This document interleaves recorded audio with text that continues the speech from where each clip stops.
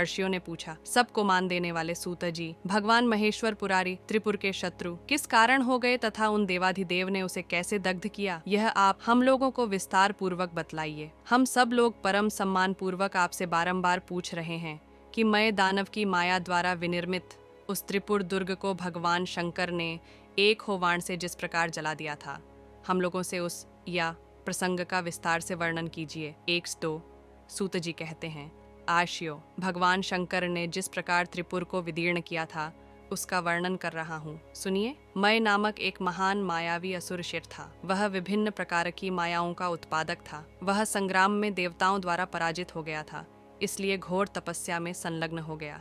द्विजवरो उसे तपस्या करते देख तो अन्य दैत्य भी अनुग्रहवश उसी के कार्य के उद्देश्य से उग्र तपस्या में जुट गए। उनमें एक महाबली विद्युन्माली और दूसरा महापराक्रमी तारक था। ये दोनों मय के तेज से आकृष्ट होकर उसी के पार्श्व भाग में बैठकर तपस्या कर रहे थे। उस समय तपस्या से उद्भासित होते हुए वे तीनों ऐसा प्रतीत हो रहे थे मानो लौकिक रूप में मूर्तिमान तीनों अग्नियाओं हों। वे तीनों दानव त्रिलोकी को संतप्त करते हुए तपस्या में संलग्न थे। वे हेमंत ऋतु में जल में शयन करते, ग्रीष्म ऋतु में पंचानी तापते और वर्षा ऋतु में आकाश के नीचे खुले मैदान में खड़े रहते थे। इस प्रकार वे सबको परम प्रिय लगने वाले अपने शरीर को सुखा रहे थे और मात्र फल, मूल, फूल और जल के आहार पर जीवन व्यतीत कर रहे थे, अथवा वे कभी कभी निराहार भी रह जाते थे। उनके वल्कलों पर कीचड़ जम गया था और वे स्वयं विमल देहधारी होकर भी गंदे सेवार के कीचड़ों में निमग्न रहते थे। इस कारण उनके शरीर का मांस गल गया था। वे इतने दुर्बल हो गए थे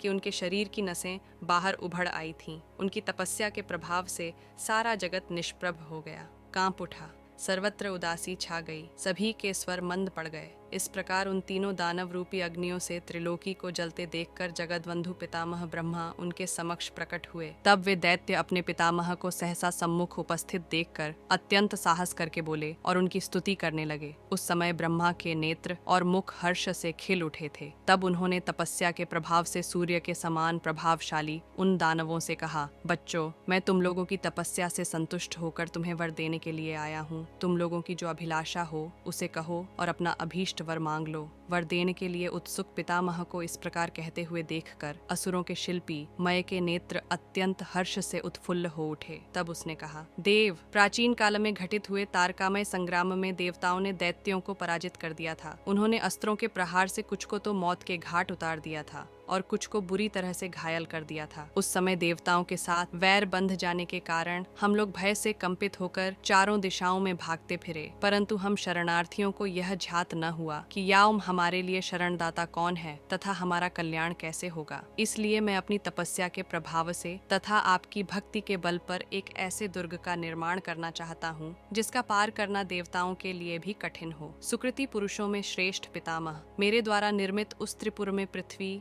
जल एवं अग्नि निर्मित तथा सुरक्षित दुर्गा का और मुनियों प्रभाव से दिए गए शापों, देवताओं के अस्त्रों और देवों का प्रवेश न हो सके। प्रजापते, यदि आपको अच्छा लगे तो वह त्रिपुर सभी के लिए अलंघनीय हो जाए। LL तब असुरों के विश्वकर्मा महाशिल्पी मय द्वारा इस प्रकार कहे जाने पर विश्व सृष्टा ब्रह्मा दैत्य गणों के अधीश्वर मय से हंसते हुए बोले, दानव, तुझ जैसे असदाचारी के लिए सर्वामृत्व का विधान नहीं है, अतः तुम तृण से ही अपने दुर्ग का निर्माण करो। उस समय पितामह की ऐसी बात सुनकर मय दानव ने हाथ जोड़कर पुनः पद्मयोनि ब्रह्मा से कहा, जो एक ही बार के छोड़े गए एक ही बाण से उस दुर्ग को जला दे, वही युद्ध स्थल में हम सबको मार सके, शेष प्राणियों से हम लोग अवध्य हो जाएं। तदनंतर मय से एवमस्तु, ऐसा ही हो, कहकर भगवान ब्रह्मा स्वप्न में प्राप्त हुए धन की तरह वहीं अंतर्हित हो गए। पितामह के चले जाने पर सूर्य के समान प्रभावशाली भय आदि दानव भी अपने स्थान को चले गए। वे महाबली दानव तपस्या तथा वरदान के प्रभाव से अत्यंत शोभित हो रहे थे।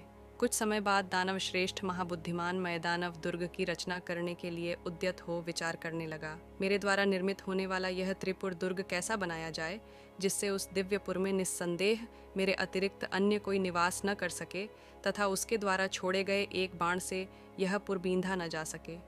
देवगण उसे नष्ट करने की चेष्टा करेंगे ही, किंतु मुझे तो अपनी बुद्धि से विचार कर लेना चाहिए। उनमें एक एक पुर का विस्तार 100 योजन का करना है तथा उनके विषकंभ, स्तंभ या शहतीर भी एक एक 100 योजन के बनाने हैं। LL इन पुरों का निर्माण पुष्य नक्षत्र के योग में होगा। इसी पुष्य नक्षत्र के योग में ये तीनों पुर आकाश मंडल में परस्पर मिल जाएंगे। जो मनुष्य पुष्य नक्षत्र के योग में इन तीनों पुरों को परस्पर मिला हुआ पालेगा, वही एक बाण के प्रहार से इन्हें नष्ट कर सकेगा।